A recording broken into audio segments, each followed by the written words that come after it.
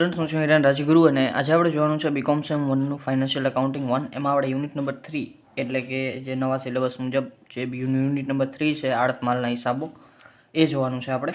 ચાલો તો શું કહેવા માગે છે ક્વેશ્ચન નંબર 3 એકદમ ઇઝી 10 માર્ક્સનો સમ પૂછાઈ ગયો છે. ખરેખર અંડરવેટ છે, બરાબર છે, અને ખૂબ જ ઇઝી સમ છે. માત્ર આપણે આખર સ્ટોકનું મૂલ્યાંકન કરવાનું છે.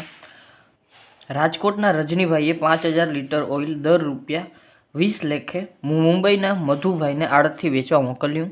નૂર વીમો વગેરે ખર્ચના 4580 ચૂકવ્યા. રસ્તામાં 20 લીટર ઓઇલ લીક થઈ ગયું, જે ધંધામાં સામાન્ય ગણાય છે. મધુભાઈએ 4000 લીટર ઓઇલ દર 30 લેખે વેચી દીધું અને આડત માલના આખર સ્ટોકનું મૂલ્યાંકન કરો. ચાલો તો સૌ પ્રથમ હું અહીંયા બે પાર્ટ પાડી નાખું. માત્ર આખર સ્ટોકનું મૂલ્યાંકન કરવાનું છે એટલે બહુ લાંબો દાખલો નથી. અહીંયા હું વિગત લખું છું. અહીંયા હું જે છે જથ્થો લખું છું અને અહીંયા છે એ રૂપિયા લખું છું, બરાબર છે. ચાલો હવે સૌ પ્રથમ આપણી પાસે 5000 લીટર ઓઇલ હતું. તો અહીંયા આપણે જે છે એ શરૂઆતમાં કેટલું હતું જે આપણે વેચવા મોકલ્યું. તો અહીંયા આપણે વેચવા મોકલ્યું 5000 લીટર અને એના પૈસા આપણે જો 20 લીખીએ તો 5000 ગુણ્યા 20 એટલે કે 1 લાખ રૂપિયા થાય. તો અહીંયા આપણે 1 લાખ રૂપિયા મોકલ્યા, બરાબર. પછી હવે એની વધારાનો ખર્ચ કર્યો છે, બરાબર છે. તો પ્લસ આપણે ખર્ચ કરી નાખીએ, બરાબર છે. જેમાં જથ્થામાં કાંઈ નહીં આવે પણ આપણે જે 4580 જે રૂપિયામાં છે તે લખશું, બરાબર છે.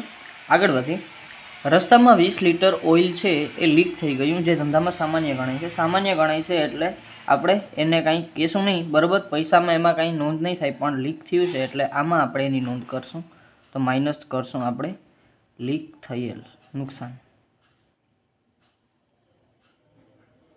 નુકસાન બ્રેકેટમાં રાખીએ, બરાબર. કેટલું છે તો કે જે 20 લીટર, તો 20 લીટર માઇનસ, બરાબર છે.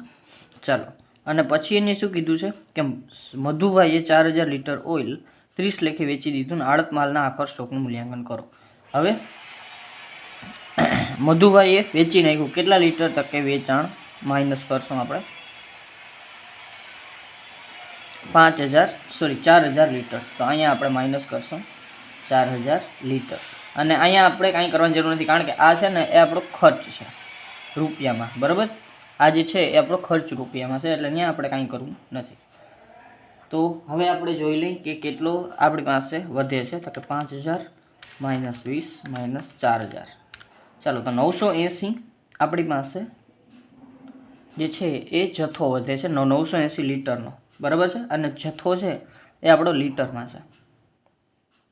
જે 980 લીટર આપણું છે એ વધે છે અને અહીંયા આપણે આ બધા ઉપર ખર્ચ કેટલો કર્યો છે તો કે 1 લાખ પ્લસ 4580, બરાબર. તો એ આવશે 1,04,580.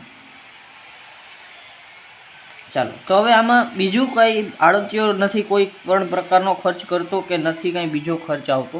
તો હવે આપણે આ ખર્ચ છે અને આ આખર સ્ટોક છે, કાંઈ નથી કરવાનું. આપણે માત્ર 83 મૂકવાનું છે. આ જે આપણી પાસે વેચાણ પડતર આવી, બરાબર છે, કારણ કે વેચાણ પછીની પડતર છે, આ સિવાય એમાં કોઈ ખર્ચો આપણો નથી, બરાબર છે. તો અહીંયા જે સ્ટોક છે એ આપણે આ જે ભાવ છે એમાં જ આપણે જવા દીધો. તો એ ભાવ હતો આપણો, બરાબર, કે